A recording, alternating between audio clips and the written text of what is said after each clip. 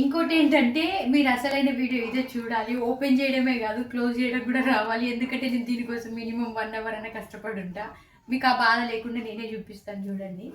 ఇట్లా మనకి ఇవి 3 సైడ్స్ అయితే ఉంటుంది కదా, సారీ 4 సైడ్స్ అయితే ఉంటుంది అనమాట. సో 1 సైడ్ అయితే చేసేయాలి ఫస్ట్. ఇదిగోండి ఇది ఉంది కదా, ఇప్పుడు దీన్ని ఫస్ట్ ఇలా, ఇప్పుడు ఏంటి మనకి 2 సైడ్సే కనిపిస్తుంది.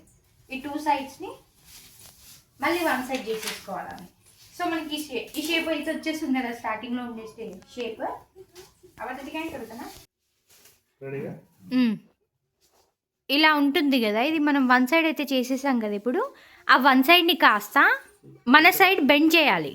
ఆగుతున్నా, మన సైడ్ బెండ్ చేసుకొని అటు ఇటు పట్టేసుకోవాలన్నమాట. ఇట్లా మిడిల్లో పట్టుకుంటే మనకి ఇలా 3 షేప్స్ అనేది వస్తాయి.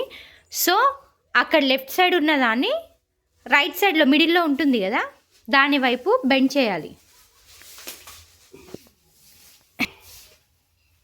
అది కొంచెం వంగిపోతూ ఉంటుంది, కేర్ఫుల్గా బెండ్ చేసుకోండి. అది బెండ్ చేశాక మిగిలింది కూడా దానిపైన ఫోల్డ్ చేసేసుకుంటే సరిపోతుంది. మనకి సేమ్ షేప్లోకి అయితే వచ్చేస్తుంది అనమాట. ఇప్పుడు పెట్టుకోవడమే.